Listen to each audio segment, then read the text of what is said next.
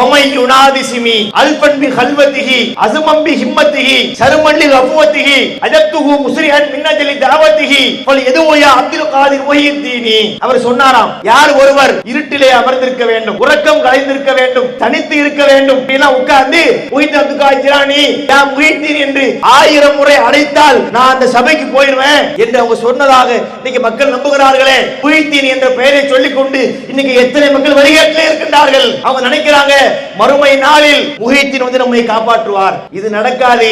மறுமையின் நிலையை பற்றி இறைவன் சொல்லுகிறான், மறுமையிலே யாராக இருந்தாலும் அடுத்தவரை பற்றி கவலைப்பட மாட்டார்கள், தன்னுடைய மனைவியை பற்றி சிந்திக்க மாட்டார்கள், தாயை பற்றி சிந்திக்க மாட்டார்கள், பெற்ற பிள்ளையை பற்றி யோசிக்க மாட்டார்கள், நண்பனுக்காக வேண்டி குரல் கொடுக்க மாட்டார்கள். அல்லாஹ் திருமறையை தெளிவுபடுத்தி இருக்கின்றான்.